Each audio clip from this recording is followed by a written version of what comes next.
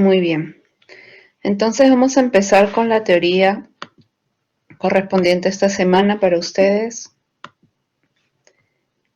Ahí tienen los datos, mi nombre, mi correo, para cualquier duda que quede después de la clase.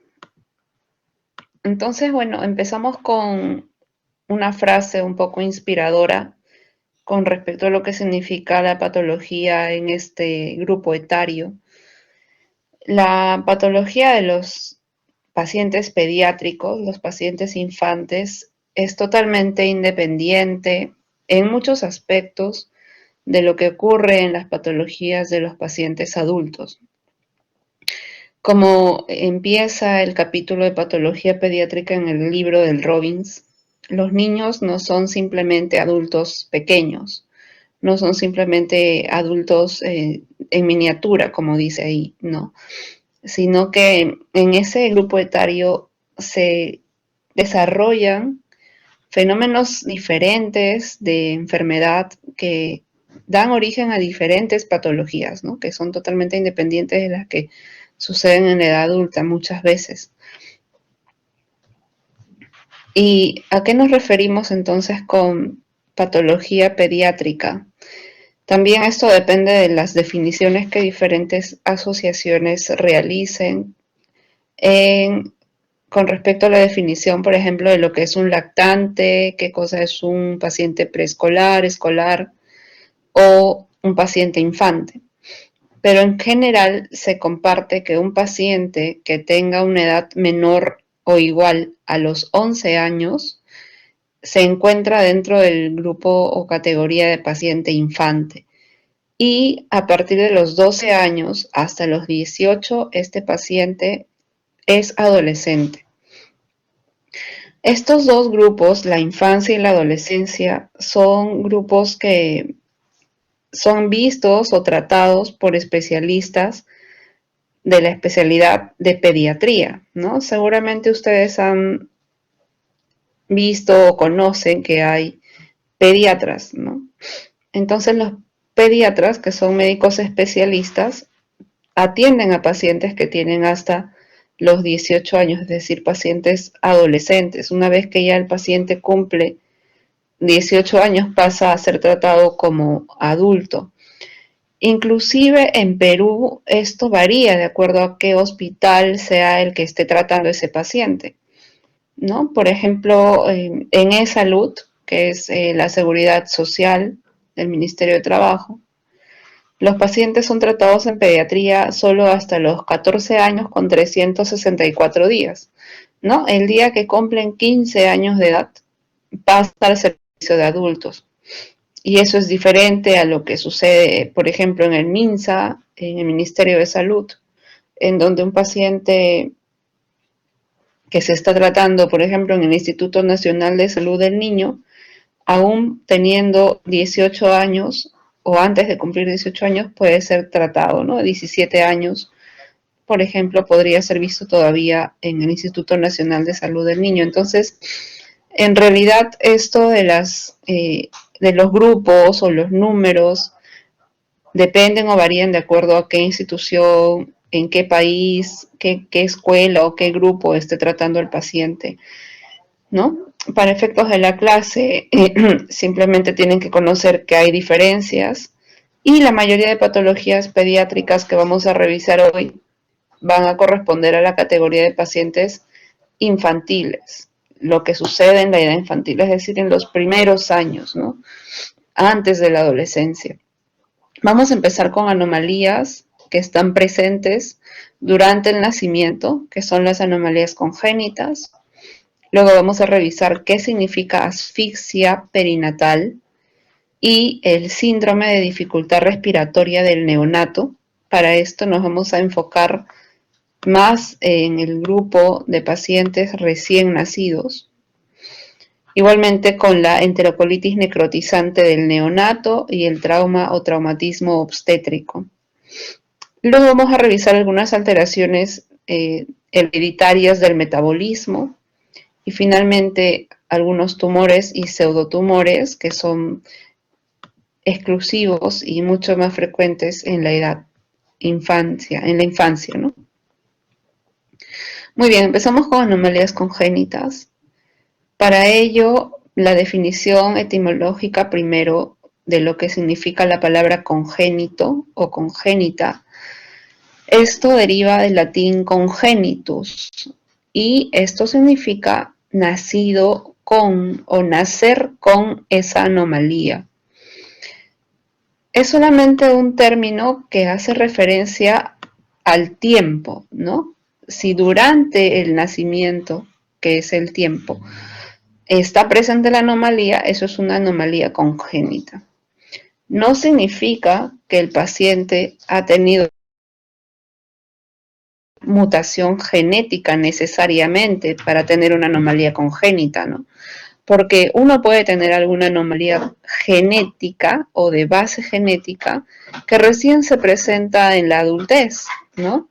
El paciente no ha nacido con esa anomalía genética, pero se presentó en la adultez, por lo tanto eso no sería una anomalía congénita, ¿no? O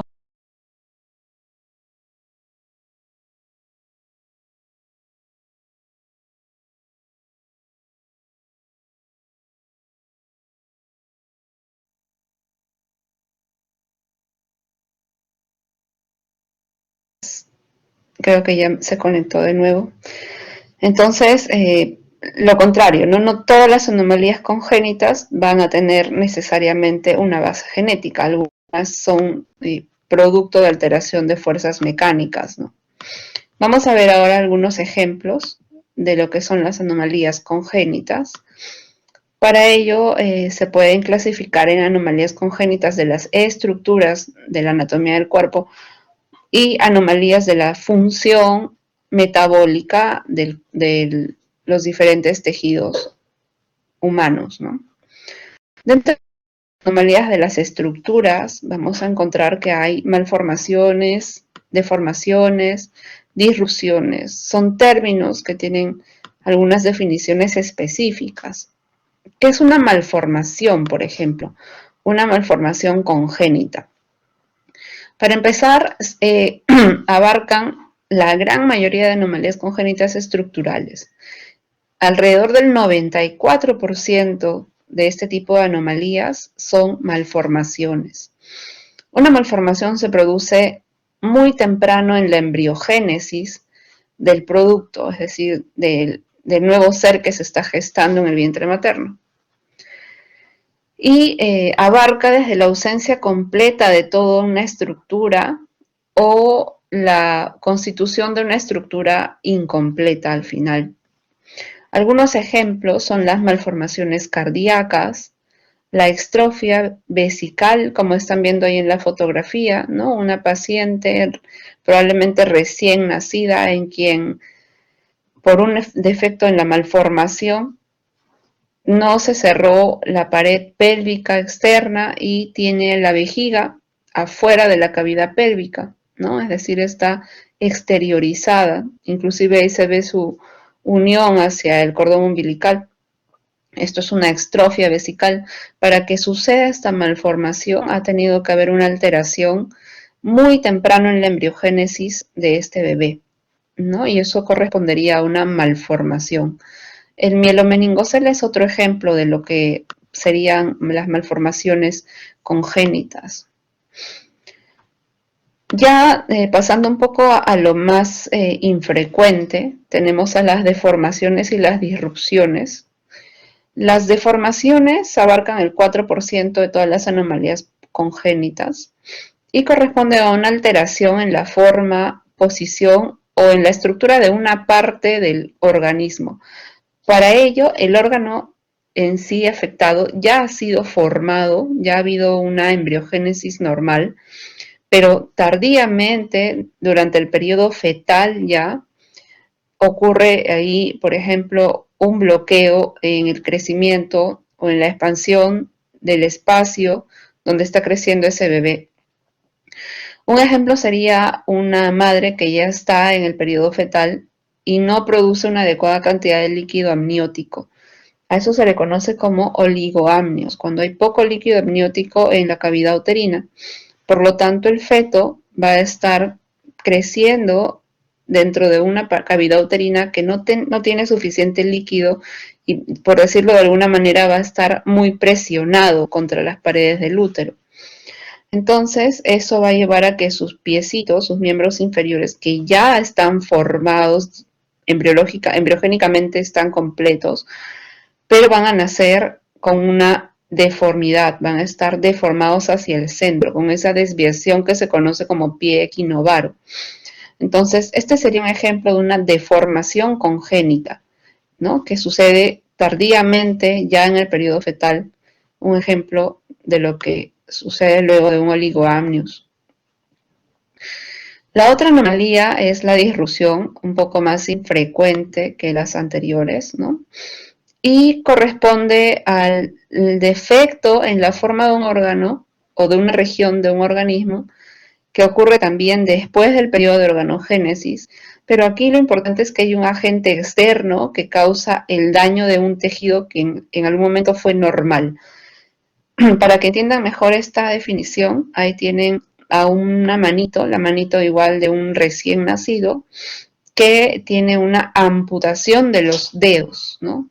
Los 4 dedos que están ahí están amputados, no están completos, solamente el primer dedo está normal, ¿no? El que coloquialmente se conoce como el dedo gordo o el dedo pulgar. Los otros 4 dedos, el segundo, tercero, cuarto y quinto dedo, están amputados. ¿Y por qué a este paciente se le amputaron los dedos? Porque unas bandas amnióticas de la placenta materna hicieron un efecto de constricción mecánica sobre estas extremidades y lamentablemente el paciente perdió los dedos estando dentro de la cavidad uterina. Y al nacer tenía esta anomalía congénita que corresponde a una disrupción, ¿no? Una disrupción de los dedos. Entonces, más o menos así es para que entiendan las diferencias, ¿no? Otro término importante que deben conocer en el grupo de anomalías congénitas son las secuencias. Como su nombre lo dice, una secuencia es una cascada de ocurrencias, ¿no? Una cascada de malformaciones en este caso. Pero para que ocurra esta cascada, esta secuencia de malformaciones, ha habido una aberración única que le da inicio. Igual, con los ejemplos van a entender mejor esta definición. Vamos a hacer o usar el ejemplo de la secuencia de Potter. La secuencia de Potter es la secuencia del oligoamnios. Una vez más, el oligoamnios, que ocurre cuando la madre tiene una poca cantidad de líquido amniótico en la cavidad uterina, puede suceder por muchos motivos, tiene muchas causas. Una de las causas para que no haya adecuada cantidad de líquido amniótico en la cavidad uterina es que el niño que está creciendo en su vientre no tenga riñones. Ya, esto sería una agenesia renal bilateral.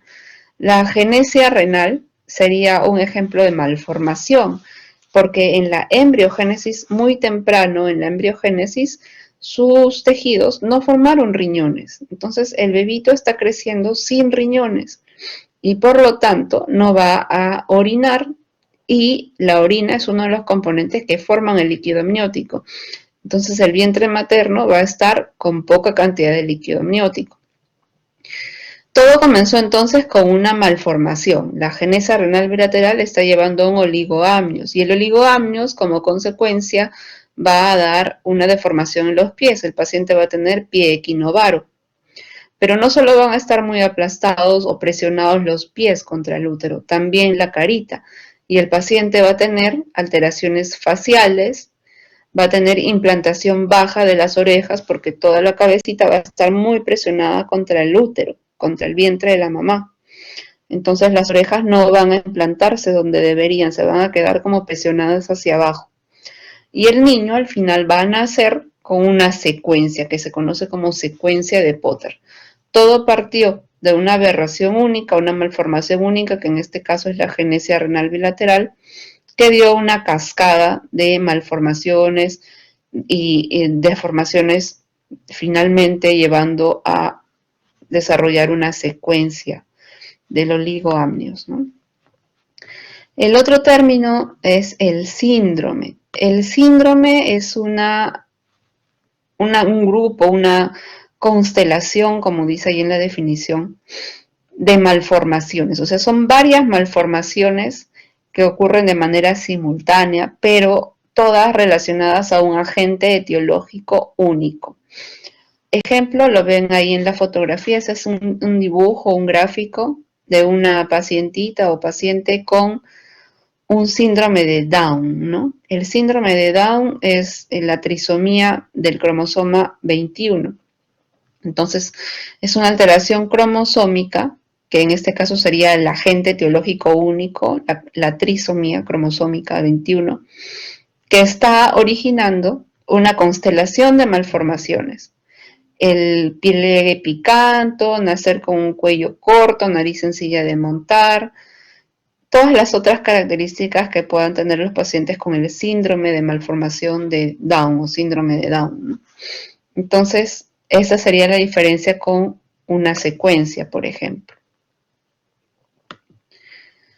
Muy bien, con respecto a las causas de todas estas anomalías que hemos estado mencionando, la mayoría son desconocidas, ¿no? Son puntuales los ejemplos en donde las anomalías se le puede identificar la causa, decirle a la señora, a la madre o al padre, mire, usted tiene un hijo con una anomalía por este motivo.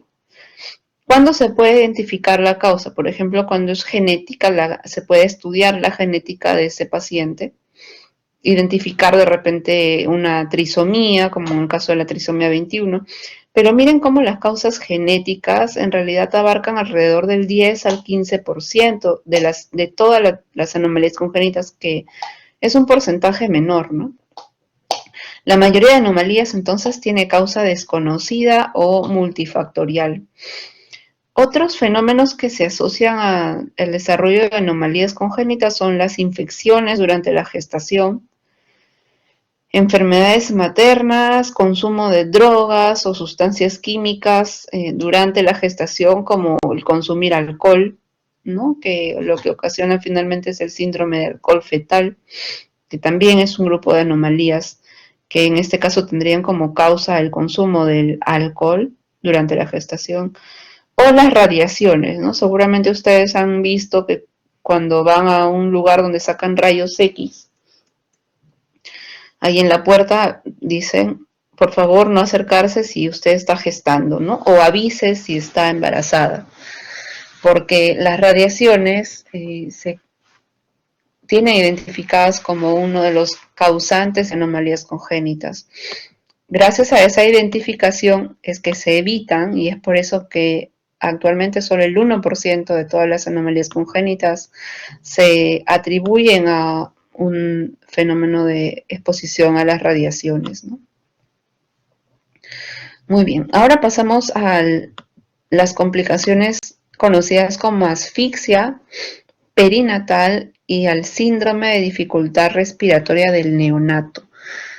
Ambos se presentan en periodos muy cercanos, ¿no? Una es la asfixia del perinato y la otra es la del neonato, es decir, luego de ocurrir el nacimiento es el periodo neonatal, ¿no? Y antes, durante, inmediatamente después del nacimiento es el periodo perinatal. Entonces, empezamos con asfixia. La asfixia perinatal. Cuando hablamos de asfixia en adultos, para recordar un poco las diferencias con respecto a lo que es asfixia en la edad adulta y en la edad pediátrica, ¿no? Uno recuerda en adultos que la asfixia lo que significa en adultos es que una persona no puede respirar.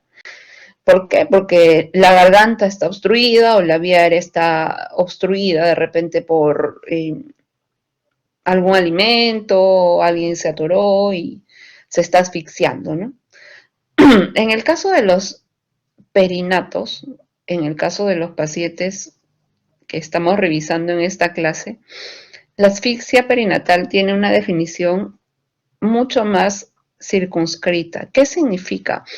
Es la agresión que está siendo producida en el feto o el recién nacido por la falta de oxígeno y la perfusión inadecuada de todos sus órganos y sistemas. Es decir, le falta el oxígeno y esto hace que no haya una perfusión adecuada del organismo. Esto va a llevar al paciente a tener hipoxemia, es decir, una baja cantidad de oxígeno en la sangre, e hipercarbia, que es un incremento de las cantidades de CO2 o dióxido de carbono en la sangre. ¿Ya? Entonces, no necesariamente significa que el perinato va a tener el cuello obstruido o una obstrucción mecánica en la vía respiratoria superior, sino que hace referencia a la falta de oxígeno en la sangre. ¿Por qué puede un perinato tener poco oxígeno en la sangre? Bueno, hay muchas causas. Esto puede ocurrir antes del parto, inclusive, estando de repente en trabajo de parto, antes de que el paciente haya nacido, es decir, estando dentro del útero en pleno trabajo de parto, puede ocurrir dentro o durante el parto o diagnosticarse ya cuando el paciente nació, ¿no? Esto va a llevar a una falla multiorgánica. Ya en la baja cantidad de oxígeno en la sangre tiene como consecuencia la falla multiorgánica y el primer órgano que se afecta y el que es más susceptible a la hipoxemia es el cerebro. Cuando el cerebro se afecta por la asfixia, va a tener como complicación una encefalopatía hipóxico-isquémica. Algunas causas, solo para que tengan idea de qué es la asfixia perinatal y en qué contexto, en qué escenario se presenta. Bueno, son alteraciones de la placenta, una hemorragia placentaria, por ejemplo, cuando está el feto dentro del vientre materno, pues lo que va a complicar es la perfusión de los tejidos del feto y el paciente finalmente va a tener asfixia fetal.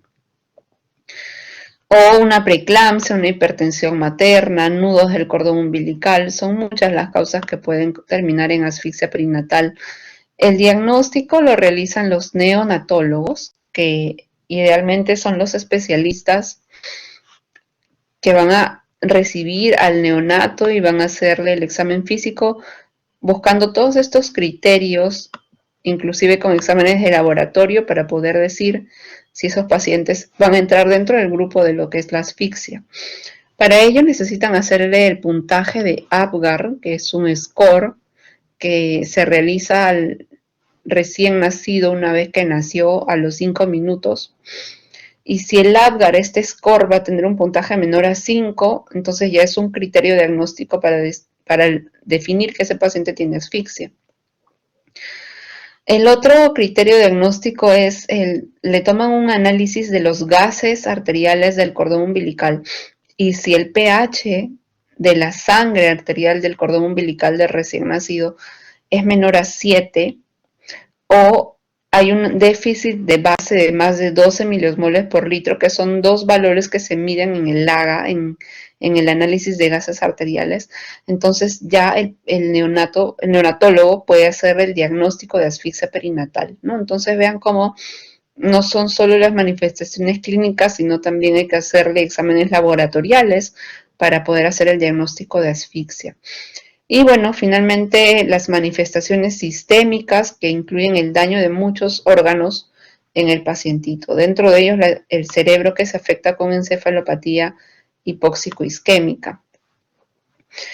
Entonces la consecuencia de la asfixia perinatal, de la baja perfusión, baja cantidad de oxígeno en la sangre de un feto o un pacientito que está dentro del parto, va a ser el daño de muchos sistemas, ¿no? Les decía, el sistema nervioso central se edematiza, el paciente puede hacer sangrado intracerebral, que es la hemorragia. Los riñones terminan en insuficiencia renal aguda, con necrosis tubular. En el tracto gastrointestinal también hay daño de los intestinos con enterocolitis necrotizante, daño hepático. En el corazón puede haber una injuria miocárdica con infarto, puede haber un shock cardiogénico. En los pulmones puede haber hipertensión pulmonar persistente con hemorragia pulmonar y bueno, en el sistema metabólico los pacientitos van a tener hipoglucemia como complicación o una coagulación intravascular diseminada, ¿no? Entonces, muchos órganos y sistemas comienzan a complicarse en un paciente que tiene asfixia perinatal.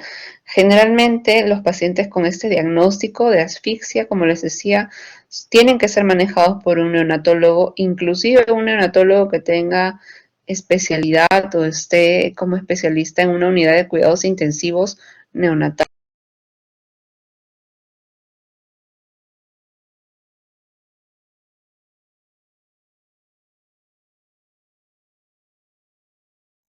Por ejemplo, solo para que recuerden cómo se ve un riñón en la microscopía, al lado derecho tienen a lo que nos ayuda a identificar esta estructura como riñón, que es un glomérulo. Un glomérulo que se ve normal, ¿no? Yo lo veo normal, veo un penacho glomerular con una celularidad adecuada, un espacio de Bowman permeable, pero los túbulos renales están necróticos, ¿no? No hay núcleos aquí. Entonces, este paciente tiene una necrosis de los túbulos. ¿Cómo se llama eso? Necrosis tubular. Un paciente, ¿no? En quien, como consecuencia de la asfixia perinatal, está haciendo un daño renal, que era uno de los ejemplos de lo que puede suceder en pacientitos con asfixia con compromiso multisistémico, ¿no? La injuria renal por necrosis tubular aguda.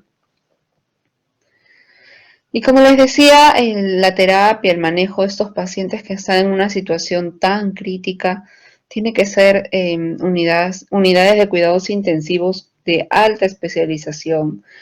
Tanto así que se menciona que uno de los tratamientos que se realizan en este grupo etario es la hipotermia terapéutica, ¿no? Es decir, a los pacientes los rodean de un ambiente frío dentro de incubadoras o cabinas especiales que bajan la temperatura corporal del pacientito. Miren, la hipotermia puede ser terapéutica en ciertos escenarios como este. Vean cómo inclusive lo tienen rodeado de unas compresas probablemente frías, ¿no? Que mantienen una temperatura que va a tener buenos efectos en el tratamiento de la asfixia y el daño multiorgánico, porque la hipotermia reduce el metabolismo del cerebro, por lo tanto, el cerebro no necesita tanta perfusión de oxígeno, ¿no? Más o menos por ahí va la lógica de cómo funcionaría la hipotermia asistida, ¿no? Si uno disminuye el metabolismo cerebral, entonces el paciente no necesita tanta perfusión de oxígeno, y es que tiene baja la cantidad de oxígeno, así que por ahí podría ir el mecanismo de acción. También disminuye la frecuencia cardíaca, por lo tanto el corazón ya no necesita tanto oxígeno para latir. Disminuye también la tasa metabólica de las enzimas, como la utilización de glucosa, la liberación de insulina, y de esta manera, pues al disminuir el metabolismo, va a restar un poco más de glucosa para mantener las funciones de los demás órganos y sistemas, ¿no? Y también la hipotermia disminuye los niveles de ácido carbónico en la sangre y pues de esta manera podríamos tener algún efecto beneficioso en pacientes que están sufriendo de asfixia perinatal. ¿Y qué diferente es la asfixia perinatal del síndrome de dificultad respiratoria? Esta vez vamos a centrarnos más en lo que corresponde al sistema respiratorio, es decir, los pulmones de los neonatos. Para empezar, el síndrome de dificultad respiratoria es neonatal, porque ya no va a ocurrir antes del parto o durante el parto, sino que ocurre luego del parto, luego de que haya nacido el bebé. Hay muchas causas para que un paciente que recién nace de pronto tenga dificultad respiratoria, pero la más frecuente es la enfermedad de las membranas hialinas, ¿ya? ¿En quiénes sucede la enfermedad de las membranas hialinas? Bueno, en pacientes que nacen de manera prematura generalmente.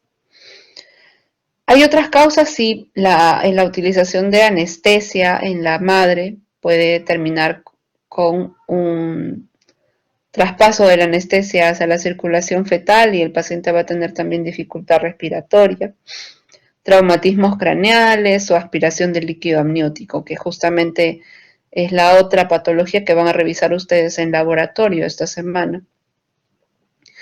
Entonces vamos a revisar la causa que es más frecuente para la dificultad respiratoria del neonato, que es la enfermedad de las membranas hialinas, ¿ya?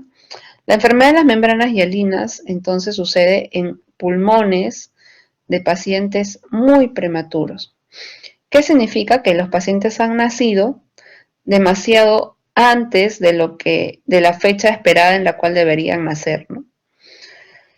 Los pacientes para que tengan un nacimiento adecuado, el nacimiento tiene que ocurrir después de las 36 semanas de gestación. ¿Y por qué? Bueno, uno de los motivos es porque recién después de las 36 semanas de gestación se completa el desarrollo pulmonar. Si se dan cuenta, la etapa de alveolización de los pulmones ocurre después de las 36 semanas, ¿no? ¿Qué quiere decir? Que un paciente que nace, por ejemplo, a las 28 o 29 semanas, está naciendo con un pulmón todavía inmaduro, un pulmón que todavía no ha terminado de formarse. Para que se hagan una idea, recién en la semana 17 se están comenzando a formar o están comenzando a aparecer los neumocitos, ¿no? Miren, en la semana 20 aparecen los neumocitos tipo 1 y tipo 2. Los neumocitos, que son las células que están recubriendo las paredes alveolares en el pulmón, van a ser los encargados de producir una sustancia que se conoce como surfactante. Y de hecho el surfactante recién se produce en la semana 22. ¿Qué quiere decir? Que un paciente de 20 semanas de gestación, por ejemplo, si es que nace, no va a sobrevivir, ¿no? Porque no va a tener ni siquiera surfactante dentro de sus pulmones para que pueda resistir el aire externo, el aire del ambiente, ¿ya? Entonces, vamos a ver qué cosa es ese surfactante que tanto estamos mencionando. Bueno, es una sustancia que se produce dentro de los neumocitos, ¿no? Neumocitos tipo 2, dentro del alveolo del feto. Y pues su función principal es formar una capa que recubre los alveolos para que estos no colapsen una vez que entra el aire ambiental durante la respiración. Ya el aire que llega del ambiente va a entrar, ¿no? Primero por las vías respiratorias altas, ingresa a los bronquios, ingresa a la tráquea, ¿no? Tráquea, bronquios, bronquiolos y de pronto llega hacia los alveolos. Si no hay surfactante, los alveolos colapsan, se revientan. Entonces, es por eso que es necesaria la formación de esta mezcla de fosfolípidos y proteínas, que es el surfactante, que lo que hace es disminuye la tendencia natural que tienen los alveolos de colapsar en el intercambio aéreo. Un paciente entonces que nace y no tiene adecuado surfactante va a terminar con colapso alveolar. Muy bien, entonces este colapso alveolar lamentablemente lo que va a hacer es formar múltiples atelectasias y vamos a revisar ahora en la microscopía cómo se ven estos alveolos colapsados y por qué esta enfermedad se llama enfermedad de las membranas hialinas. La clínica corresponde entonces a un recién nacido prematuro o pretérmino, producto de una gestación de un parto pretérmino, quien va a tener síntomas de dificultad respiratoria bastante rápido después del parto. Generalmente, desde la media hora después del parto ya comienza a hacer estos síntomas. Y en las pocas horas estos recién nacidos van a estar con una cianosis, es decir, una coloración azul evidente, con taquipnea, que es el incremento de la frecuencia respiratoria, con tirajes, que es la utilización de músculos accesorios para la ventilación, como los músculos intercostales o los músculos cervicales, ¿no? Muy bien, entonces son síntomas comunes a las dificultades respiratorias, pero que van a ocurrir, miren, en pacientes tan pequeñitos que acaban de nacer. ¿Cómo se ve en la macroscopía? Bueno, vamos a encontrar pulmones totalmente colapsados, pesados, violáceos, y lamentablemente esto es en la necropsia, ¿no? Porque para que tengan una pieza en donde esté ambos pulmones y todo el árbol respiratorio significa que este es un producto de una necropsia, porque los pacientes con enfermedad de membranas hialinas tienen bastante riesgo de desarrollar mortalidad, ¿no? Bueno, los pulmones van a estar así pesados, colapsados y violáceos, como si fueran hígado, parecen hígado, ¿no? Macroscópicamente, porque en ellos no ha habido una adecuada ventilación, no ha habido una adecuada insuflación, porque tan pronto llegó el aire a los alvéolos, estos colapsaron, ¿no? Se reventaron.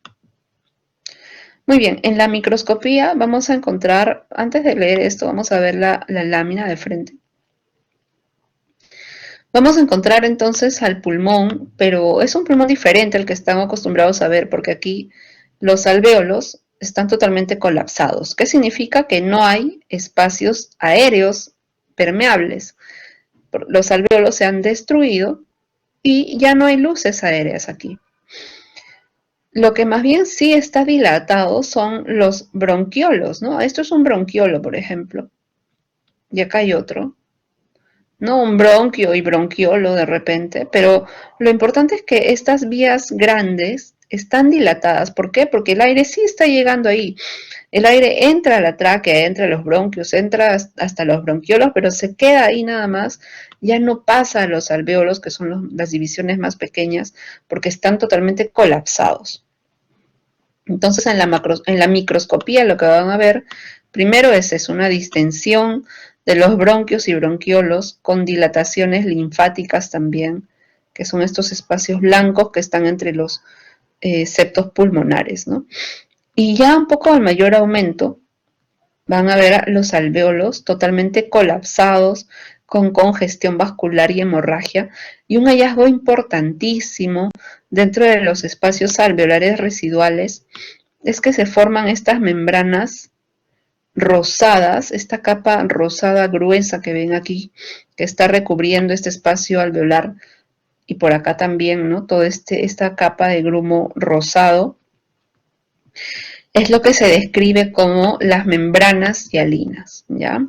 Entonces, por eso es que los patólogos hace mucho tiempo comenzaron a analizar estos casos de los recién nacidos prematuros que nacían y fallecían con dificultad respiratoria.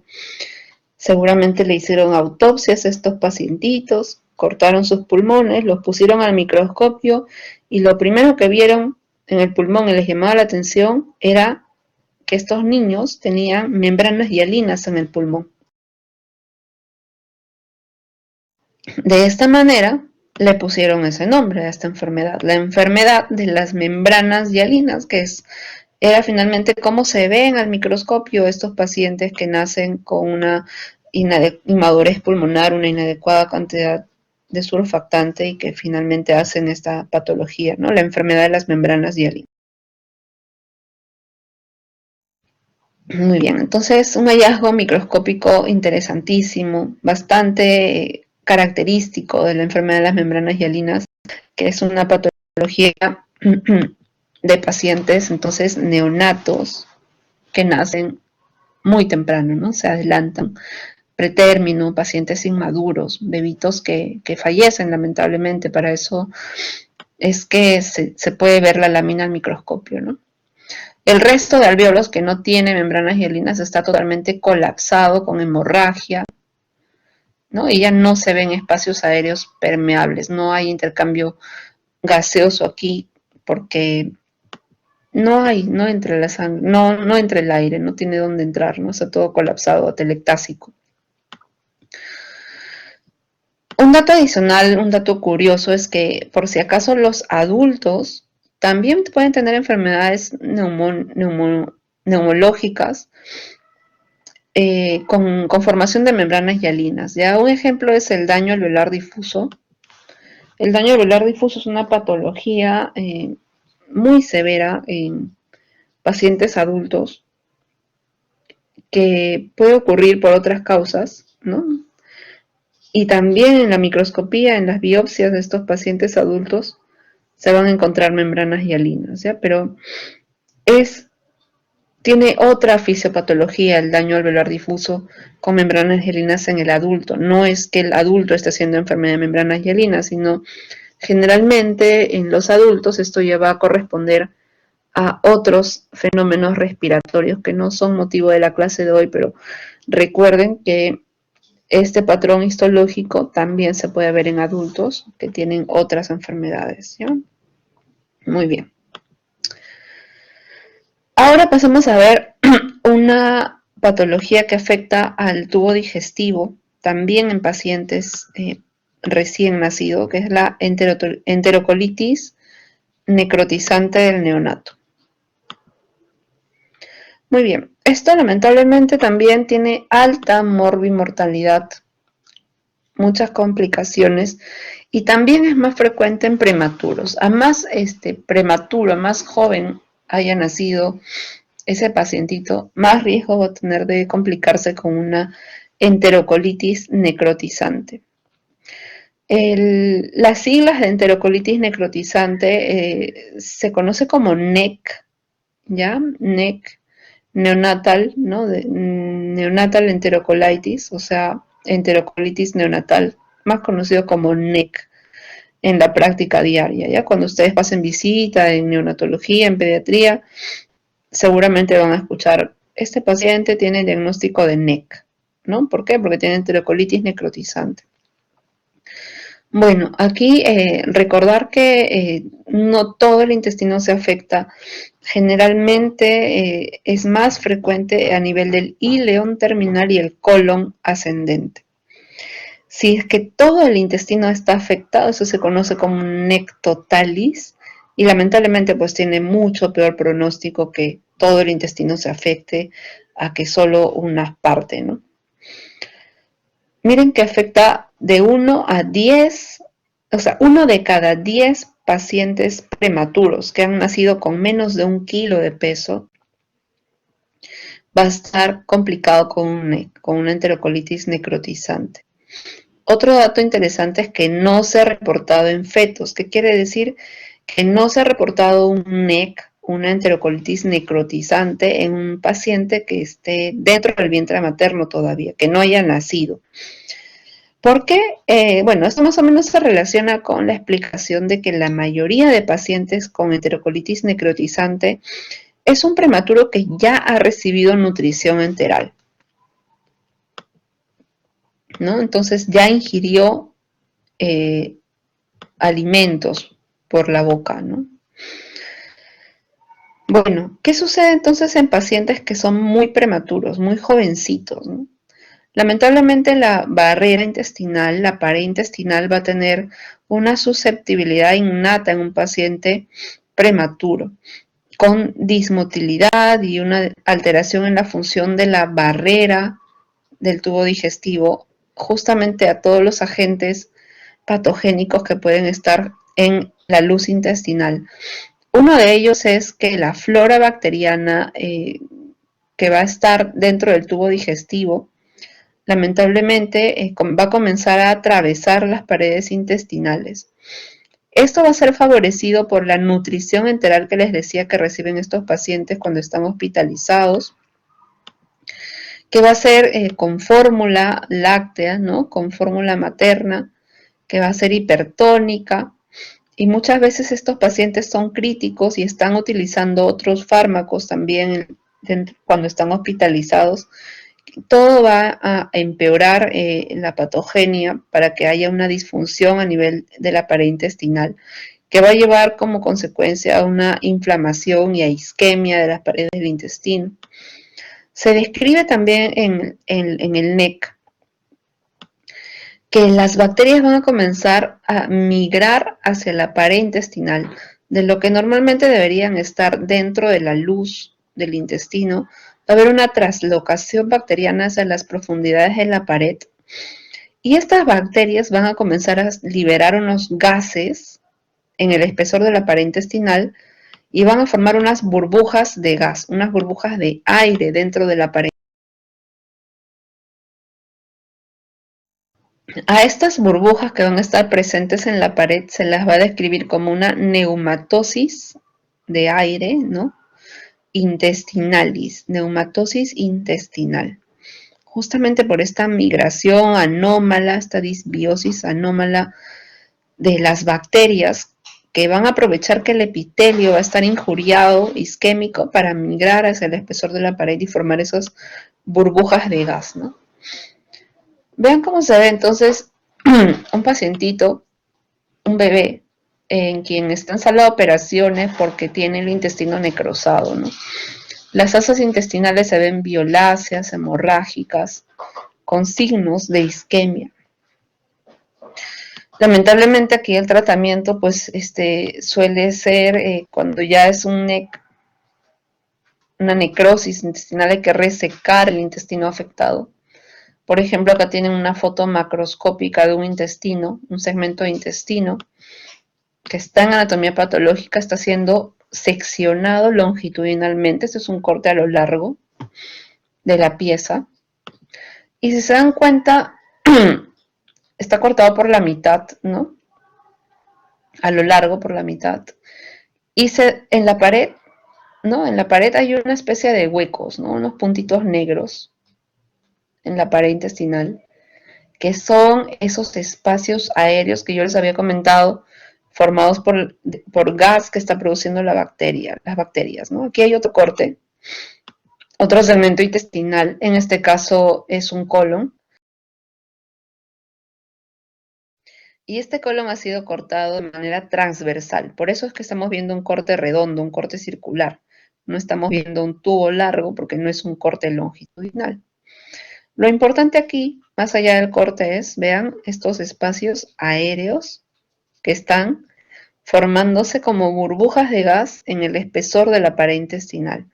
¿Cómo se conoce entonces este hallazgo? Como neumatosis intestinal, producido por la migración de las bacterias, de la flora bacteriana que está en la luz intestinal, hacia el espesor de la pared del paciente con NEC, ¿no? Si bien este es un hallazgo bastante específico de NEC, ojo que no es muy frecuente, ¿ya? No es muy frecuente, vean cómo en este cuadro que analiza la prevalencia de los hallazgos histológicos en pacientes con NEC, solo la mitad de recién nacidos con NEC, ¿no? 48% se le encontró este hallazgo, ¿no? De neumatosis intestinal. ¿Qué quiere decir? Que puede haber un paciente con necrosis intestinal sin neumatosis, pero igual tener el diagnóstico de enterocolitis necrotizante neonatal. ¿Cuáles son los hallazgos histológicos que sí son más frecuentes que la neumatosis, que las burbujas de gas? Primero la necrosis. La necrosis de por sí es muy frecuente, es prácticamente la que define esta enfermedad. Encontrar necrosis isquémica, ¿no? Necrosis de tipo coagulativa, alrededor del 90% de pacientes con NEC. La inflamación también es característica, puede ser inflamación aguda, inflamación crónica, dentro del intestino de los pacientes, de los bebitos con NEC. Luego vienen las úlceras, las hemorragias en los diferentes segmentos de mucosa evaluados, son también cambios muy, muy frecuentes, ¿no? Y los cambios ya más raros, pero que también pueden estar presentes, son, uno, la presencia de bacterias, ¿no? Puede haber bacterias en el intestino necrosado, puede haber hongos también, vean, pero mucho más raro encontrar hongos, ¿no? Un 3% de pacientes con NEC va a tener colonización fúngica, es decir, presencia de hongos en el intestino. Y vamos a ver ahora justamente esos ejemplos en la microscopía. Por aquí tenemos que hay grados de NEC. Lo más leve, lo más temprano empieza por un desprendimiento de la punta de las vellosidades intestinales y luego va evolucionando a necrosis hasta que la necrosis afecta toda la pared. Esto sería un NEC, por ejemplo, muy, muy temprano, signos tempranos de degeneración intestinal es el desprendimiento del epitelio en la punta de las vellosidades. Acá está, esta sería una vellosidad y aquí en la punta están desprendiéndose las células, ¿no? Estos grumos que le salen a las células epiteliales son signos muy tempranos de NEC, ¿no? Entonces, si por ahí nosotros quisiéramos utilizar los grados histológicos de Gilling para catalogar el grado de severidad del NEC en este paciente, si le vemos la biopsia del intestino a este paciente, entonces tendría un grado 1, ¿no? Porque todavía no hay necrosis, pérdida de la vellosidad o destrucción de la pared, ¿no? Muy bien. Cuando miren este intestino, por ejemplo, tiene ya un intestino totalmente isquémico, ya no hay vellosidades acá en la punta, y además está estas burbujas de aire en la pared, burbujas de gas, que es la neumatosis intestinal, ¿no? Vean que otro hallazgo que también les había comentado era que pueden haber bacterias dentro del intestino. En este caso se ven justo aquí en la punta hay unos puntitos muy, muy finitos que son cocos bacterianos que están acompañando a la necrosis y a la neumatosis intestinal y a la inflamación aguda que tiene este paciente, ¿no? Aquí se pueden ver vasos capilares obstruidos, ocluidos por trombos, pequeños trombos que están acompañando a la isquemia. Y aquí finalmente pues ya toda la pared del intestino está necrótica. Prácticamente no se reconoce aquí la mucosa, no se ven las vellosidades porque ya está todo necrótico. Y este es un paciente que ya tiene un NEC con una necrosis transmural, ¿no? Muy bien, entonces vean estas patologías bastante severas, bastante complicadas y que son exclusivas de la edad pediátrica, específicamente del periodo perinatal y neonatal, ¿no? Finalmente vamos a revisar en lo que respecta a las complicaciones del parto, el traumatismo obstétrico, que también lamentablemente va a complicar a los recién nacidos, ¿no? Muy bien, entonces, ¿qué significa trauma obstétrico? Significa que hay una fuerza mecánica que va a actuar sobre el feto durante el parto. ¿En qué pacientes va a haber mayor riesgo de traumatismo? Por ejemplo, en bebitos que están naciendo en mujeres o naciendo de madres muy pequeñas, ¿no? Pacientes mujeres de talla baja, baja, muy baja, o con anomalías pélvicas, que tienen una pelvis estrecha, una pelvis bastante pequeña, ¿no? Anomalías pélvicas, o pacientes primíparas, en ellas va a haber más riesgo de que sus fetos, sus hijos, nazcan con traumatismos que ocurren como consecuencia del trabajo de parto. O de repente por ahí una complicación en donde hay un feto macrosómico, un producto que está muy, muy sobrepasado de peso, ¿no? De tamaño y de peso, entonces va a ser más difícil que nazca por un canal del parto estrecho y por lo tanto estos pacientes van a tener más riesgo de desarrollar trauma durante el parto, trauma obstétrico. Vamos a enfocarnos solamente en dos tipos para efectos de la clase, dos tipos, los más frecuentes, los más conocidos de traumatismo obstétrico que van a ocurrir en la cabeza, que son el caput succedaneum y el céfalohematoma, ¿ya? Pero lamentablemente pueden haber traumatismos obstétricos no solo en la cabeza, ¿no? También en la cara, puede haber traumatismo de los nervios del brazo, del plexo braquial, nervios faciales, lesiones óseas inclusive, puede haber fracturas de clavícula durante el parto, por supuesto el bebito, ¿no? La clavícula del bebito que por ahí nace y se fractura. Puede haber ruptura hepática, ruptura del hígado, muchas otras complicaciones que pueden suceder en los pacientitos cuando recién están naciendo.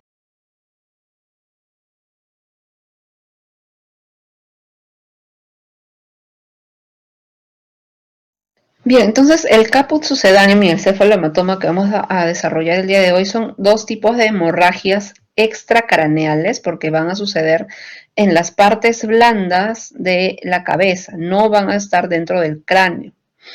El primero es el caput succedaneum.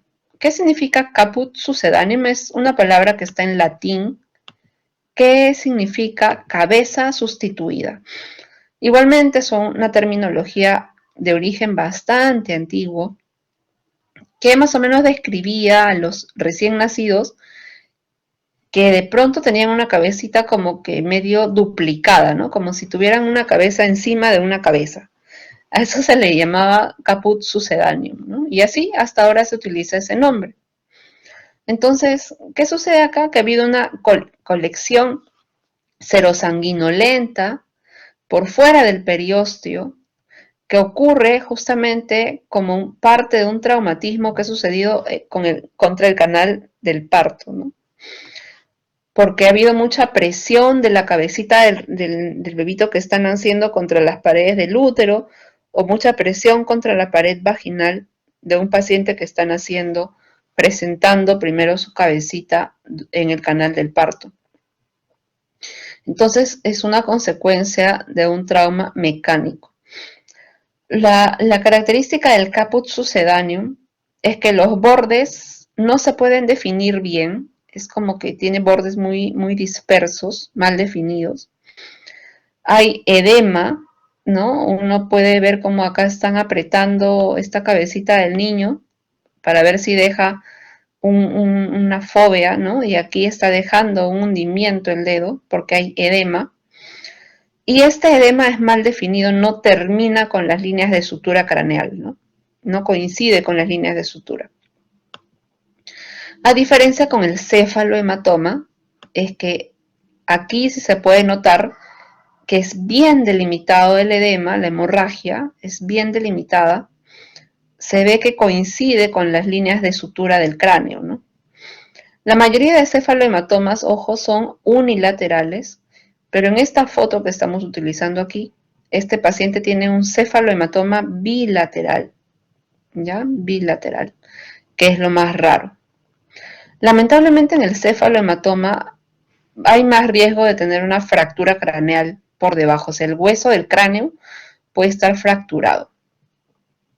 Muy bien, entonces esta hemorragia va a estar localizada por debajo del periósteo del hueso, por lo tanto, eso hace que tenga la forma del hueso afectado, ¿no? Del hueso que está subyacente a la hemorragia. Y los bordes, como les decía, son bien definidos. Entonces, la diferencia principal que hay entre cefalohematoma y caput succedaneum es la localización, ¿no? El caput succedaneum es subcutáneo y extraperióstico, a diferencia del cefalohematoma, que es subperióstico. Esto ya lo tienen que repasar después para efectos del examen, ¿no? Vean cómo el caput, que está por la parte de acá arriba, ¿no? Donde señala la flecha ahí, rebasa las líneas de sutura craneal. El hueso es esto que está en amarillo claro. Y el caput va más allá del límite del hueso, ¿no? Por eso tiene los bordes dispersos, los bordes mal definidos. En cambio, el cefalohematoma que está por debajo del periósteo de este hueso va a estar limitado por las suturas. O sea, donde termina el hueso, ahí termina el cefalohematoma. Muy bien, entonces, muy importante la localización de dónde está esa hemorragia para poder diferenciar y definir, diagnosticar un caput succedaneum y diferenciarlo de un cefalohematoma, ¿no? Muy bien, dentro de patología infantil también hay alteraciones del metabolismo, tanto de carbohidratos como proteínas, lípidos, aminoácidos que se pueden identificar en los pacientes. Tenemos a las alteraciones del metabolismo de los carbohidratos, proteínas. Vamos a empezar primero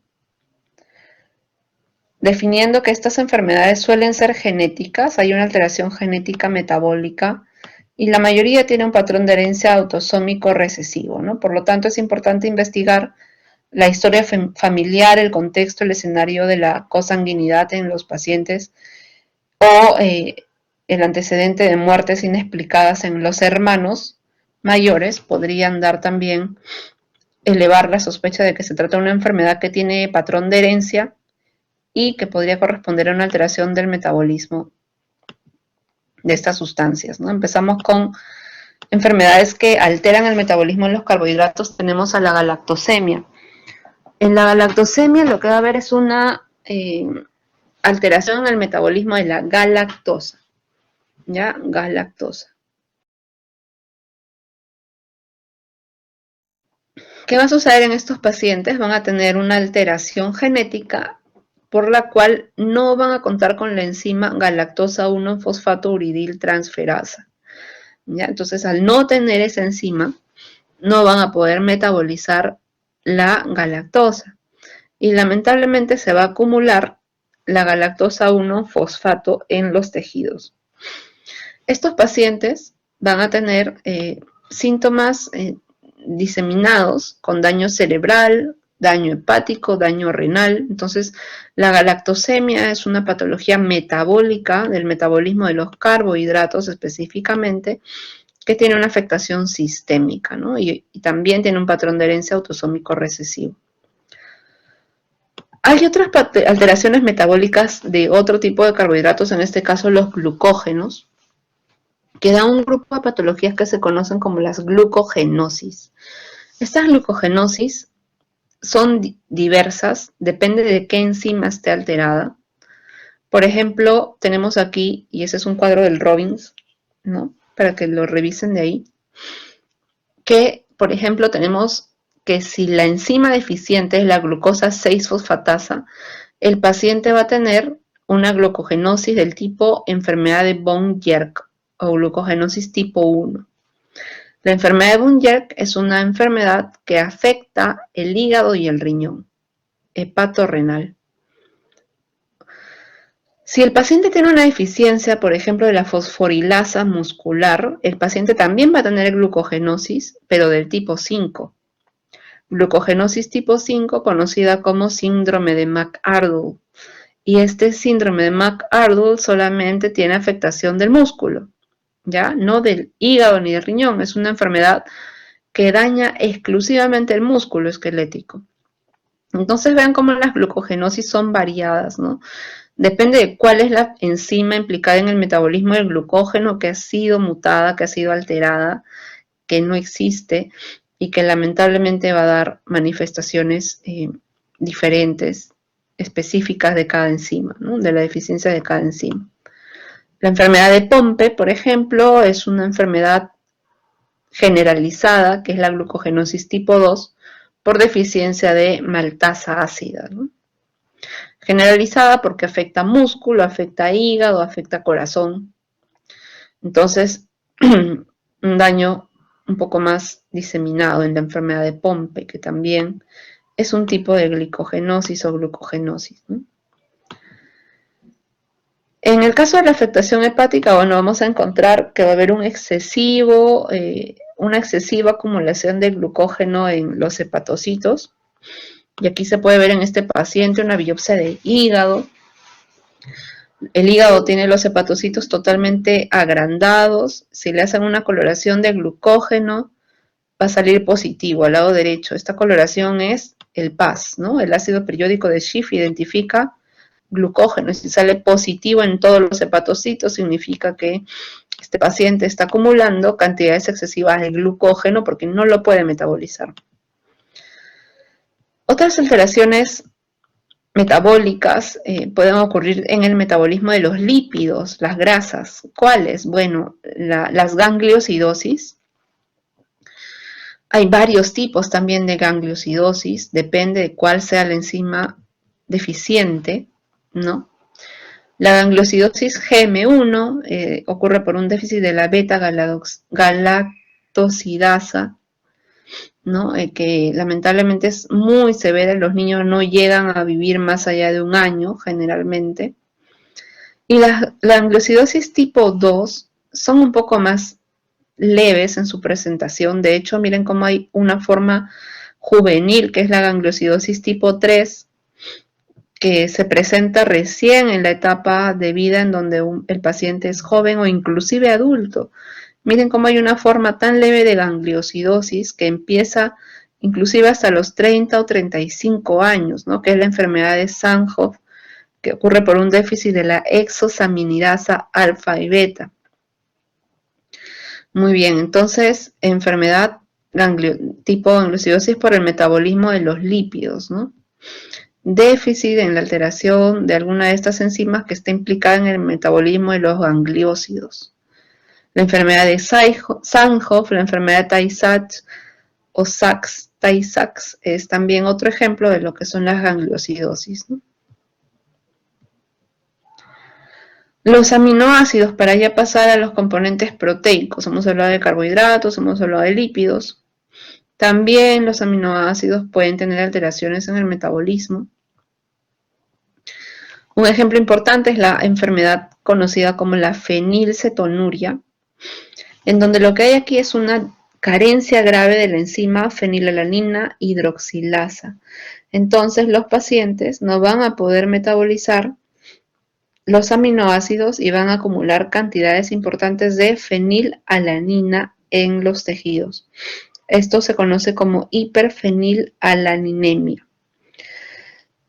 Ojo que los pacientes, dice ahí que los lactantes, cuando nacen, no suelen tener manifestaciones clínicas, pero pocas semanas luego de nacer van a comenzar con las alteraciones a nivel del desarrollo cerebral y que si no se trata, van a complicarse con retraso mental severo, muy temprano en la edad, inclusive a los 6 meses de vida ya van a estar con retraso mental, convulsiones. Una manifestación también importante es la disminución de la pigmentación de la piel y el pelo. Estos pacientes, si es que se tratan, es decir, si es que no consumen fenilalanina, que justamente es la sustancia que no pueden metabolizar, entonces pueden llegar a vivir muchos años, inclusive llegar a la edad adulta, tanto así que es una advertencia que van a encontrar en algunos alimentos, ¿no? Es, por ejemplo, aquí una gaseosa seguramente, dice acá, ojo, esta sustancia contiene fenilalanina, entonces un paciente con fenilcetonuria no debería consumirlo, ¿no? Muy bien. La fenilalanina, por supuesto, también puede venir en otros alimentos, dentro de ellos los lácteos, frutos secos, carnes, son ingredientes que tienen altas cantidades de fenilalanina y los pacientes clínicamente se describe que tienen una sudoración con un olor a moho, que recuerda al moho, a la humedad, ¿no? En el sudor. Muy bien, entonces, dentro del metabolismo de la fenilalanina tenemos que se puede derivar la producción de la melanina. La melanina, como ustedes recuerdan, es un pigmento que le da coloración a nuestra piel, ¿no? Y al cabello. Entonces, si los pacientes no pueden metabolizar la fenilalanina,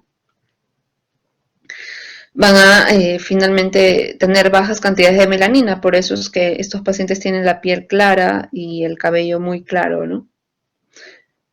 Listo. Entonces, la fenilalanina, recuerden que es una sustancia que interviene en el metabolismo de las proteínas. Para hacer el diagnóstico de cualquiera de estos trastornos metabólicos necesitamos siempre un examen clínico completo, estudios bioquímicos, estudios ultraestructurales y también de herencia mendeliana, ¿no? Muy bien. Para terminar ya la clase vamos a describir algunos tumores y pseudotumores que aparecen y son característicos de los infantes. Algunos de ellos, algunos de estos van a tener origen vascular. En pacientes infantes es muy conocido ver este tipo de manchas que tienen rojizas, ¿no? Que son los nevus, ¿no? Tenemos dos nevus que se pueden poner en paralelo para que comparen, que se conocen como nevus flamius o nevus flamígeros, ambos. Uno es la mancha de salmón, en el caso de la foto del lado izquierdo, donde hay un bebito. Y el otro es la mancha de vino o porto que está en la foto del lado derecho, en esa paciente que ya es grande, ¿no? Es una paciente probablemente adolescente. Entonces, una diferencia importante es que la mancha de salmón que ocurre en pacientes muy pequeñitos, recién nacidos, aparece ahí, es que involuciona espontáneamente. ¿Qué significa eso? Desaparece sola la lesión.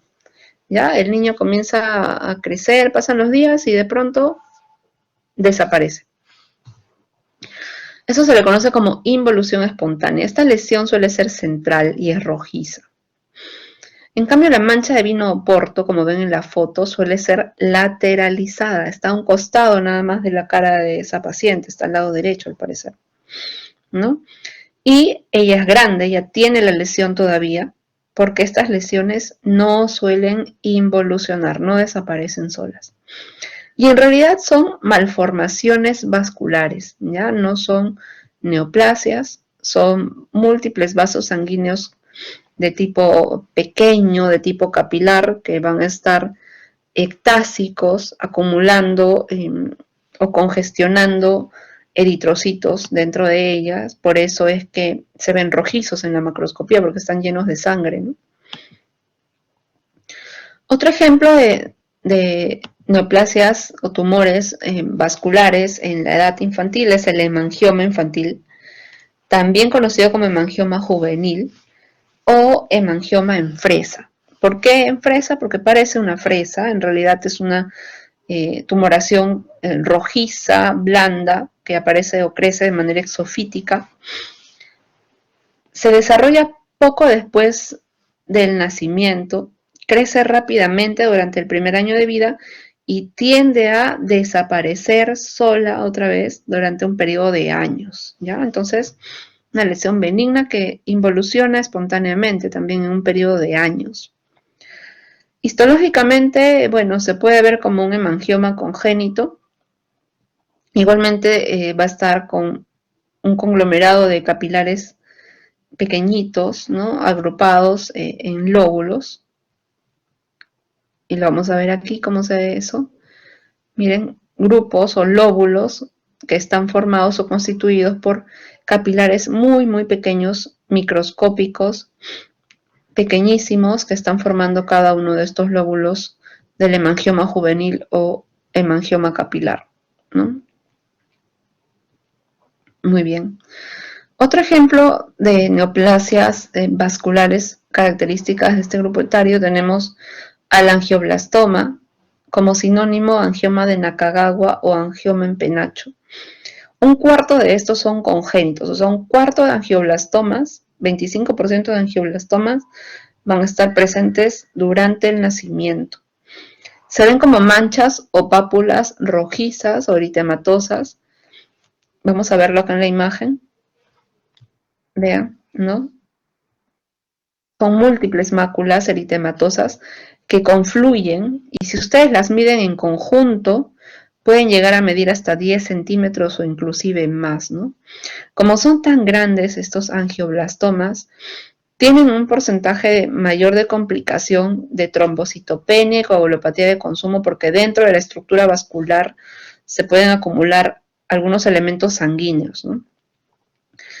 Y esto va a complicarse entonces con el fenómeno de Casabat-Merritt, que es la trombocitopenia y coagulopatía de consumo por acumulación de elementos sanguíneos dentro del angioblastoma. Histológicamente van a encontrar múltiples lesiones, ¿no? Por ejemplo, desde acá, donde está la flecha, hasta acá, esto sería una mancha, ¿no? Un acúmulo de vasos sanguíneos anormalmente proliferantes. Y aquí abajo, un poco más profundo, hay otra lesión. Entonces es múltiple, ¿no? Está diseminada y está en el tejido dérmico, ¿no? Debajo de la epidermis. Al mayor aumento, está constituido por capilares pequeños, ¿no? No canalizados. Es decir, adentro no hay mucho contenido hemático, ¿no? Se ven algunos eritrocitos, sí, pero suelen no estar capilarizados y además suelen estar rodeados por un espacio blanco que en realidad es un vaso linfático dilatado. Y bueno, finalmente tenemos al hemangioma cavernoso. Lamentablemente estas lesiones son más grandes y no suelen desaparecer solas, no involucionan. Y como su nombre lo dice, los hemangiomas están formados por cavernas o espacios vasculares muy grandes que van a acumular más elementos sanguíneos y estos pacientes van a tener más riesgo todavía de complicarse con coagulopatías de consumo y se pueden presentar dentro de un síndrome que es el síndrome de Maffucci, en donde hay hemangiomas y encondromas, que son unas tumoraciones del cartílago. Miren este pacientito cómo le está deformando de manera bien drástica la cara, ¿no? Es un tumor grande para su carita. Como les decía, en la microscopía lo que van a encontrar es vasos anormalmente dilatados que dan la apariencia de formar unas grandes cavernas. Por eso es que antiguamente estos patólogos que descubrían estas enfermedades le ponían el nombre de acuerdo a lo que les parecía cuando lo veían al microscopio. Les parecían unas cavernas, ya. Hemangioma cavernoso, entonces, ¿no? Muy bien.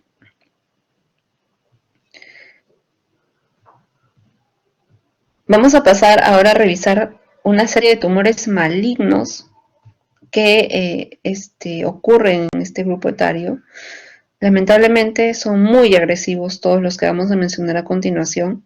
Uno de ellos aparece en el ojo. Es el retinoblastoma. Es un tumor ocular, es maligno y es el tumor ocular maligno más frecuente en los niños. Como ven en el paciente que está aquí en la fotografía, ¿no? Se le está examinando los ojitos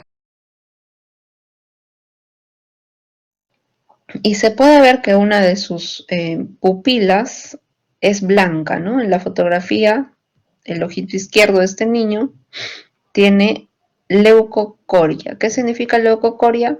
Una coloración blanca de la pupila, en lugar de negra, que es como se debería ver al lado derecho. 60% de los retinoblastomas ocurren solo en un ojito. Cuando este tumor está presente en ambos ojos, probablemente se trate de una mutación hereditaria que tienen estos pacientes a nivel del gen del RB1. RB1 es el gen del retinoblastoma 1, por si acaso, ¿ya? Retinoblastoma 1. Entonces, vean, esta enfermedad podría ser hereditaria y si es hereditaria, se tiene una causa genética hereditaria, suele aparecer en los dos ojos ese tumor maligno, ¿no? Miren, la edad promedio del diagnóstico es alrededor de los 2 años, ¿no? Tan pequeñitos y con un tumor maligno en el ojo. Además de leucocoria van a tener también otros síntomas como estrabismo, cuando hay infiltración de los músculos del ojo y el ojo se desvía hacia un costado. Y como es un tumor maligno, el tratamiento es retirar todo el ojo, hay que hacer una enucleación ocular y posteriormente estos pacientes tienen que recibir quimioterapia sistémica, ¿no? Aquí hay un ejemplo de una pieza anatomopatológica, una pieza que está en el laboratorio de anatomía patológica, que corresponde a un ojo, ¿no? Este es un producto de una enucleación ocular. Es un ojo que ya está seccionado, el patólogo lo ha partido para ver en el interior del ojo a la tumoración, ¿no? Esta tumoración, vean cómo acá adelante tenemos la córnea, el cristalino, por debajo, ¿no? Y en toda la cámara ocular posterior está la retina al fondo deformada por un tumor, porque este es un tumor que nace, que crece en la retina. Vean cómo es un tumor grande que ocupa más de la mitad de la cavidad ocular y cuando veíamos el examen físico simplemente le llevábamos a ver la pupila por este espacio que tenía un fondo blanquecino, pero en realidad el tumor era mucho más grande, estaba en todo el fondo del ojo, ¿no? esta estructura que está por detrás es el nervio óptico, que también tiene que ser resecado durante la enucleación.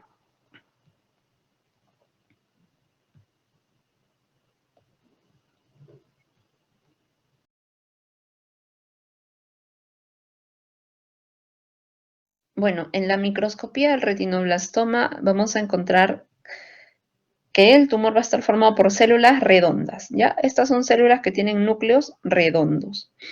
Pero algo curioso hacen estas células del retinoblastoma. Se ordenan en rosetas, ¿ya? Aquí estamos viendo varias formaciones que en realidad son rosetas. Estas rosetas se conocen como rosetas de Flexner-Wintersteiner. Y vean bien estas rosetitas, ¿no? Aquí al centro tienen una especie de zona un poco más blanquita, una zona clara, ¿no? En el centro de todas estas rosetas. Flexner-Wintersteiner. Y acá está esa zona blanquita, esa zona central clara en el gráfico de diferentes tipos de rosetas que hay en anatomía patológica. Las rosetas entonces que tienen una luz, un aclaramiento central, se conocen como rosetas de Flexner-Wintersteiner y se pueden ver en el retinoblastoma. Hay otros tumores como el medulloepitelioma, que es un tumor más raro, que también pueden tener rosetas de Flexner-Wintersteiner. Ojo, no son específicas de retinoblastoma. Son más frecuentes ahí sí, pero no son específicas necesariamente, ¿ya? Porque se pueden ver en otros tumores. ¿Y para qué sirve este gráfico? Para que ustedes comparen qué sucede con las rosetas, por ejemplo, de Homer-Wright, que son otros tipos de rosetas. En las rosetas de Homer-Wright, en el centro no va a haber un espacio blanco, no va a haber una luz. Lo que va a haber aquí es material neurópilo eosinofílico ocupando el centro de la roseta. Y por otro lado, una roseta falsa o pseudo roseta es una estructura en donde las células van a estar alrededor de un vaso central. ¿Ya? Esto sería una roseta falsa. Esto es una pseudo roseta perivascular que se ve en otros tumores como los ependimomas, ya que no son parte de la clase de hoy. Entonces, el retinoblastoma es un tumor ocular de células prematuras de la retina, primitivas de la retina, que está formado por células redondas y que forma característicamente estructuras de Flexner-Wintersteiner, que son rosetas con aclaramiento central. Ahora vamos a ver otro tumor, que es el neuroblastoma, y vamos a ver cómo son las rosetas que tienen al centro un espacio rosado de neurópilo, que son las rosetas de Homer-Wright, ¿ya? Así que revisemos al neuroblastoma, que es el siguiente tumor. Miren, 90% de los neuroblastomas se diagnostican en menores de 5 años. La mayoría en pacientes que tienen menos de 1 año de vida, ¿no? Tan pequeñitos y ya con tumores malignos. O sea, vean cómo esta clase también nos hace recordar, nos hace un poco reflexionar sobre la idea de que el cáncer no necesariamente es una patología de adultos, ¿no? De adultos mayores, la mayoría lo relaciona al cáncer, a pacientes ancianos de repente, pero no, o sea, hay grupos etarios, cada uno de ellos con una incidencia para cáncer diferente, ¿no? Entonces, ¿dónde se origina el neuroblastoma? En la cresta neural o en cualquier parte del sistema nervioso central. La mayoría dentro del abdomen, específicamente en las glándulas suprarrenales que van a estar justo aquí. Vean esta pieza quirúrgica. Tenemos un tumor en la parte de arriba y debajo está el riñón. ¿Por qué está el riñón aquí? Porque este tumor es de la glándula suprarrenal, ¿ya? La glándula suprarrenal es una estructura que está por arriba de los riñones. Han hecho la cirugía del neuroblastoma y de paso le han retirado el riñón porque estaba muy pegado, muy adherido, ¿no?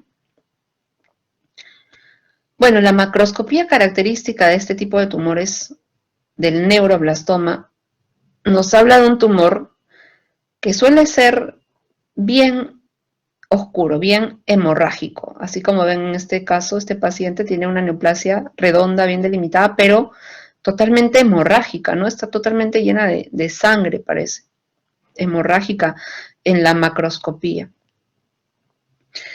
En la microscopía del neuroblastoma vamos a tener también células redondas, pero la diferencia es que algunas de estas células redondas van a estar formando rosetas que al centro van a tener neurópilo, ¿no? Neurópilo, que es material neural, rosado o eosinofílico, ¿no? No va a haber un aclaramiento central, ¿ya? A diferencia de las rosetas anteriores que hemos visto en el retinoblastoma.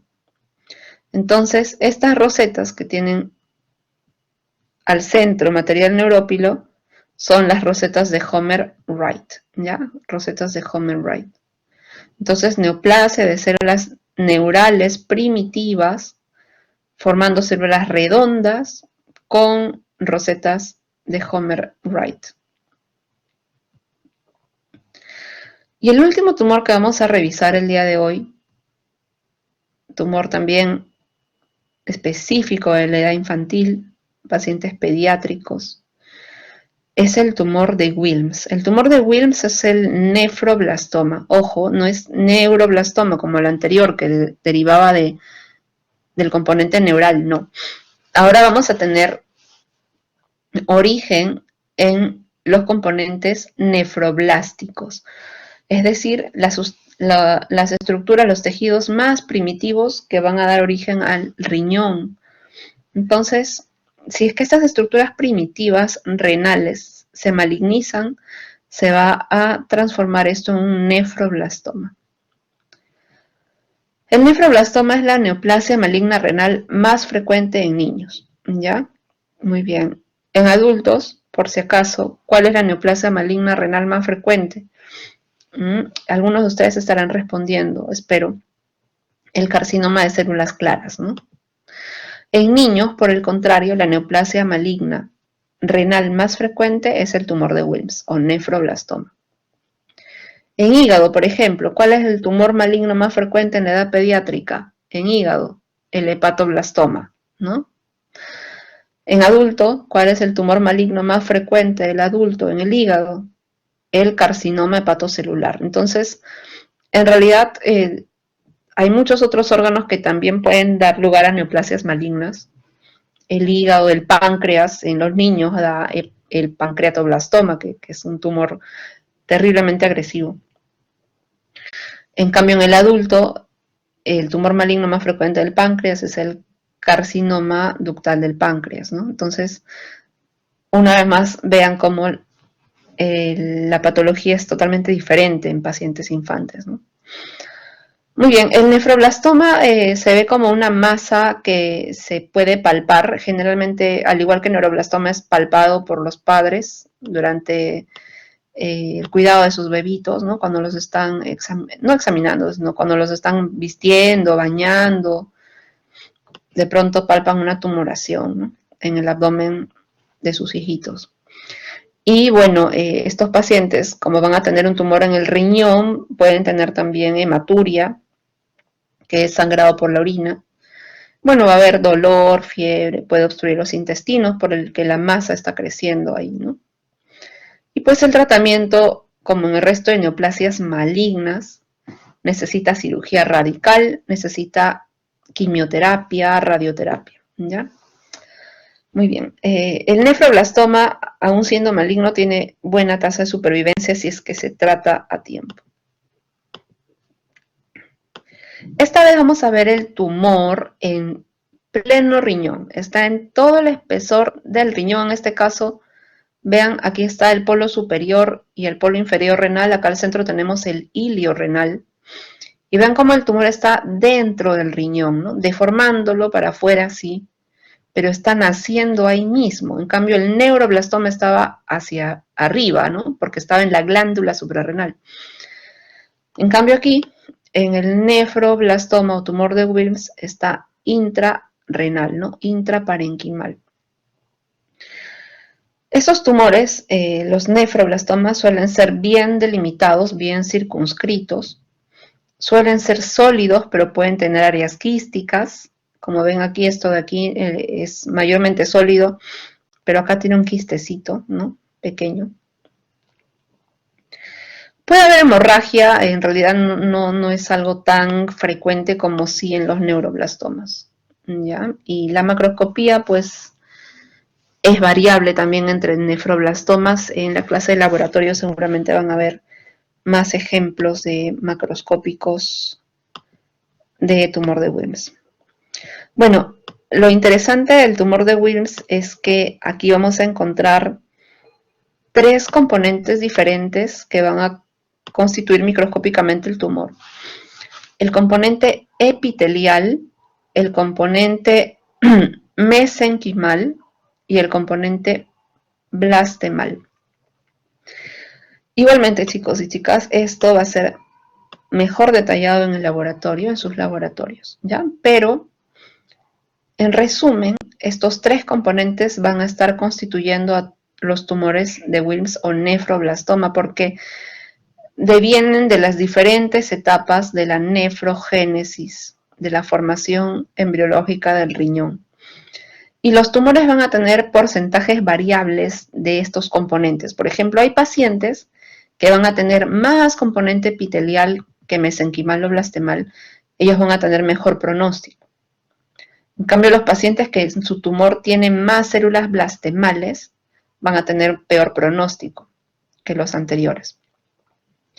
El componente epitelial, en este caso, está formado por estas estructuras que nos recuerdan a túbulos renales, ¿no? Entonces, nos recuerda un poco al epitelio renal, ¿no? Por lo tanto, ese es el componente maligno epitelial del tumor de Wilms. Todos son malignos, ¿no? Pero este sería el componente epitelial. Nos recuerda al epitelio renal normal, que son los túbulos. El componente mesenquimal son estas células fusocelulares, estas células que están formando como un estroma alrededor, como un tejido que parece fibroso, pero en realidad es mesénquima maligno. Ya, estas células fusocelulares con espacios claros.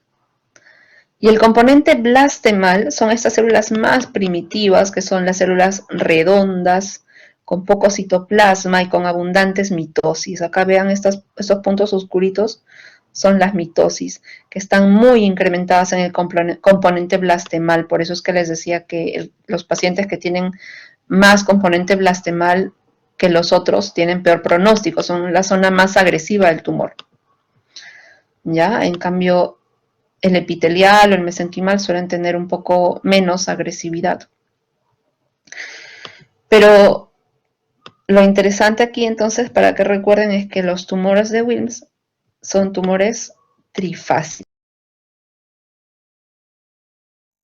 Presentan estos tres componentes, ¿no? Combinación trifásica de células blastemales, mesenquimales y epiteliales en porcentajes variables. Ustedes ven esto en el microscopio y pueden hacer el diagnóstico de tumor de Wilms. Muy bien, entonces con esto hemos finalizado todo el temario que tenemos programado para la sesión de hoy. Hemos revisado todas las patologías, justo hemos terminado a tiempo. Para los que les haya quedado alguna duda, ya de repente después van a repasar, van a estudiar, van a leer un poco más en sus libros, que es lo que espero que hagan, y por ahí algo no les ha quedado claro, pueden escribirme por favor al número que les estoy dejando acá en el chat. Es mi WhatsApp. Estaré gustosa de responderles si es que tienen alguna duda sobre la teoría que hemos revisado hoy. ¿Ya? A ver, ¿alguien ha levantado la mano por acá? Andrea Reyes, ¿deseas intervenir? Sí, doctora, buenas tardes. Disculpen, muchas gracias por su clase y quería consultarle si podría compartirnos sus diapositivas, por favor, para nuestro grupo y repasar posteriormente. Si sería tan amable, por favor. Ya, sí, claro. Más bien gracias por recordármelo. Ahora lo voy a subir al aula virtual, el PDF con las diapositivas. De acuerdo, Para que doctora. puedan Muchísimas revisar. gracias. Muy amable. No, gracias más bien a ti y a todos ustedes por su atención, chicos y chicas. Como les digo, ahí tienen mi celular para que me pregunten cualquier duda o concepto que haya quedado un poco suelto de repente en la clase. Y con esto ya nos despedimos. ¿Ya? Un gusto dictarles la teoría. Cuídense mucho y bueno, hasta la próxima.